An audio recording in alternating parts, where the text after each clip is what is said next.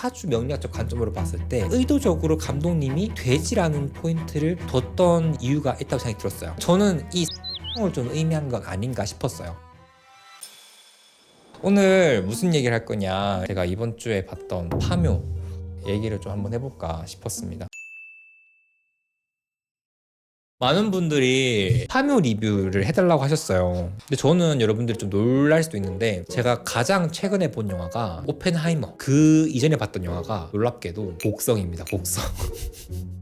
이렇게 영화관이랑 거리가 먼 사람이다. 다만 이제 거기 막 풍수사가 나온다, 또 이제 풍수지리 이런 거 하면은 음양오행이 나올 수밖에 없거든요. 그럼 또 저는 이제 거기 또 직업병이 도져가지고 음양오행이 나오는 영화라면 내가 리뷰 안 할 수 없다, 음양오행에만 집중하면서 영화를 보느라고 사실은 디테일한 걸 좀 많이 놓쳤어요. 그렇지만 제가 이제 보면서 느꼈던 것들을 딱 보고 다른 분들이 리뷰한 걸 딱 봤을 때 일단은 크게 겹치는 건 없더라고. 그래서 오늘 저는 파묘 영화를 보고 사주팔자 유튜버의 관점으로 봤을 때 이 파묘라는 영화에서 들어가 있는 음양오행, 그리고 내 사주팔자랑 이걸 어떻게 엮어볼 수 있느냐, 내 사주팔자에 금을 녹이는 불이 있고 나물에 물을 주는 막 물이 있고 막 이런 게 있을 수 있잖아요. 그런 것들 한번 엮어서 한번 얘기를 해보도록 하겠습니다. 아주 재밌을 거예요. 기본적으로 여러분들이 아시면 좋은 게 음양오행이라고 하잖아요. 그래서 우리 사주팔자에서는 음양오행이라고 하면은 목화토금수라고 해요. 여러분들이 들어봤을 때 목화토금수? 요일 아니야? 라고 하시는 분들이 계신데, 맞아요. 요일을 얘기할 때 월화수목금토일에서 월일 빼면은 중간에 목화토금수가 있죠. 그런 식으로 음양오행의 개념이 사실은 굉장히 현실에 많아요. 이 파묘란 영화에서 이 음양오행을 다루는 점 중에 좀 특이하다고 생각했던 거는 이 흙이라는 개념. 결국 파묘한다라는 거는 흙을 파고 흙을 덮고 흙을 막 맛보고 이러다 보니까는 전반적으로 감독님께서 음양오행의 테두리 안에서 이야기를 풀어나갈 때 토를 의도적으로 좀 빼서 토 위에 목화금수를 가지고 얘기를 진행해 나가는구나 라는 생각이 좀 들더라고요. 그리고 굉장히 좀 흥터레스팅했던 거, 사주팔자에서는 음양오행 을 기본으로 한 다음에 12마리 동물이 있어요. 이제 나이가 좀 드신 분들은 꾸러기 수비대로 알고 있고 자축인묘 진사오미 신유술래라고 하죠. 저는 개인적으로 이 파묘에 나왔던 은유하는 거, 비유적 암시를 많이 담고 있는 동물이 좀 사주 명리학적 관점으로 봤을 때 얘기하면 좋겠다 싶은 것들이 있더라고요. 일단 첫 번째로 영화 극 중에 보면 김고은이 무당으로 나오잖아요. 김고은 무당님이 이렇게 막 대살굿 이런 걸 할 때, 그때 보면 돼지가 나오고 파묘를 하는 인부들도 돼지띠라고 하더라고. 의도적으로 감독님이 돼지라는 포인트를 뒀던 이유가 있다고 생각이 들었어요. 사주팔자에서는 이 돼지처럼 각각 동물이 오행을 가지고 있어요. 그 돼지는 무슨 속성이냐면은 물의 속성이에요. 물의 속성. 그래서 돼지를 사주팔자에서는 해라고 하는데 해 뒤에 오는 단어가 수예요. 그래서 해수, 물의 기운을 가지고 있다. 근데 그 돼지를 막 칼로 샥샥 하시고 막 수고했어, 이제 내려가자고 이러면서 이제 일을 다 하시고 나머지 인부분들이 덮으려고 하는데, 그 중 한 분이, 심지어 그분도 돼지띠죠, 발에 약간 뭐가 채요. 근데 그게 뱀이란 말이에요. 여기를 두고 다른 이제 리뷰 유튜버 분들은 뱀이 일본의 유린기? 이름도 이상해, 뭐 요런 요사스러운 요괴를 나타난다라고 말씀하시는데, 돼지랑 정반대 에너지를 가지고 있는 동물인데 그게 바로 뱀이에요. 그래서 여러분들이 뱀띠랑 돼지띠랑 안 맞다 이렇게 얘기를 하는 것도, 사주팔자 12마리 동물 중에서는 서로 안 맞는 동물이 있거든요. 요거를 충이라고 해요. 저는 이 사해충을 좀 의미한 건 아닌가 싶었어요. 이제 사해충이 사주팔자에 있는 분들 특징이 좀 여러 가지가 있는데, 그중 하나가 역마에 해당해요. 굉장히 지리적인 변화가 많고 인생의 전반기에 굉장히 이동적인 변화도 많고 직업적 변화도 많고 해외 유학 갔다 온 분도 있고 여러 가지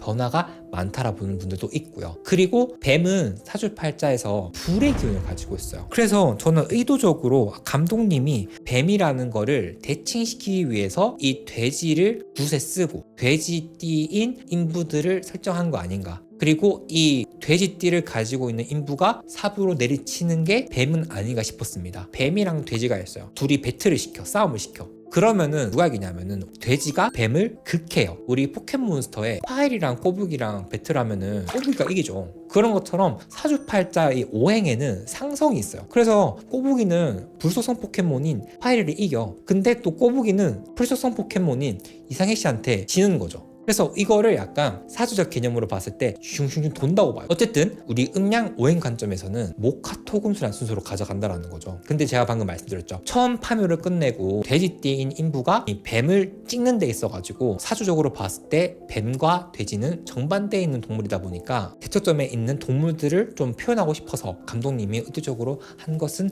아닌가 싶었어요. 이거 보시고 내 사주에도 돼지가 있을까? 뱀이 있지 않을까? 궁금하신 분들은 순서대로 일간 보는 법, 일지 보는 법 이 두 가지만 봐도 네, 도움이 많이 되실 것 같습니다. 그 다음에 영화를 보면은 개인의 가정, 개인의 가문에 일어난 일들을 좀 풀어내다가 이게 좀 스케일이 커지잖아요. 국가 대 국가로 가잖아. 근데 저는 개인적으로 이 국가랑 국가로 갈 때에 금과 화, 쇠와 불은 일본, 그 다음에 목과 수, 나무와 물은 우리나라 생각했어요. 그 이유를 또 말씀을 드리면 그 영화에서 많이 나왔던 것 중에 일본이 우리나라의 금관을 끊어놓으려고 호랑이의 척추에 쇠말뚝을 박았단 말이 나오잖아요. 근데 보통 우리나라 보면 이렇게 호랑이가 약간 홍 박사님을 아시한 자세로 막 이렇게 있죠. 근데 사주적 관점으로 봤을 때 호랑이라는 글자가 원래 가지고 있는 오행은 목이에요. 목, 나무예요. 여기 인목이라고 써주셨네. 일단 말씀드리긴 하겠지만은 그 뭔가 썸띵을 붙이려는데 나무로 이렇게 빨대기로 확 때려버리잖아요.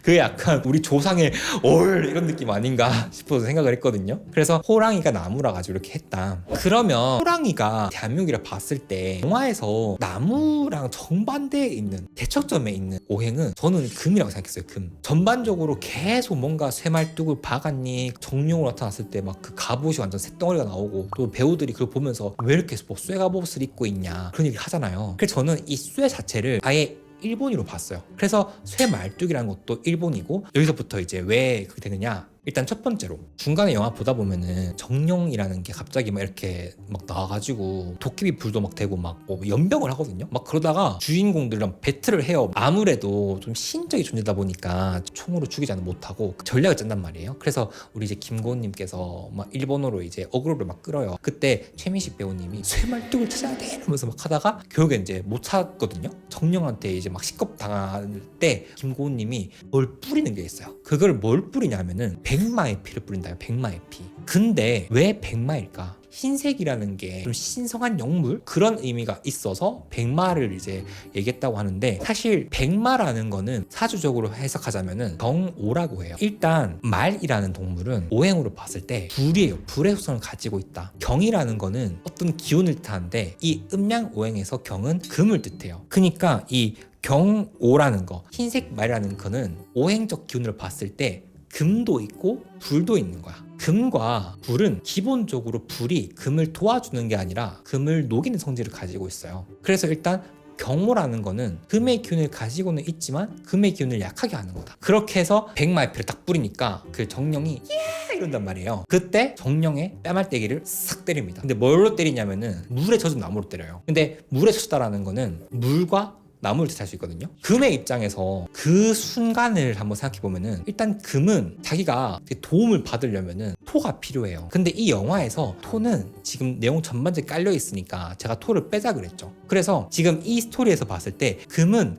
오행적으로 봤을 때 내가 도움을 받을 수 있는 게 없어. 왜냐하면 토가 없으니까. 그러면은 금의 입장에서는 다 내 에너지를 빼갈 수밖에 없는 오행밖에 없는 거야. 뭐냐면 금의 입장에서는 이 나무를 베려고 해요. 뭐 그러면 단편적으로 생각했을 때 금이 나무를 이기겠네요? 물론 맞죠. 근데 금이 나무를 베려고 하면은 금도 본인의 에너지를 써야 돼요. 그래서 기운이 약해진다 볼 수 있어요. 그 다음에 지금 불이 있죠? 불은 금의 기운을 녹여요. 물이 무슨 역할을 하느냐? 물은 금의 에너지를 흡수해요. 그리고 흡수한 에너지를 나무에게 전달해요. 그러니까 지금 그 상황에서 백마의 피를 팍 뿌리고 물에 젖은 나무로 일본 정령을 팍 때리는 그 순간은 오행적으로 봤을 때 금이 극단적으로 약해지는 순간이라고 볼 수 있는 거예요. 그래서 제가 금은 뭐라고 말씀드렸죠? 금은 아까 그 일본 그 자체에서 얘기했죠. 그래서 오행적으로 봤을 때 그 마지막 말이 제일 중요하더라고요. 불에 달궈진 금은 물에 젖은 나무가 끓는다 이러면서 팍 때리잖아요. 그게 비유를 했을 때 우리나라가 나무, 일본이 금이라 하면은 그 순간 우리나라의 저력과 정화하겠다라는 그런 감독님이 그런 게 팍 들어간 거는 아닐까라는 생각을 하긴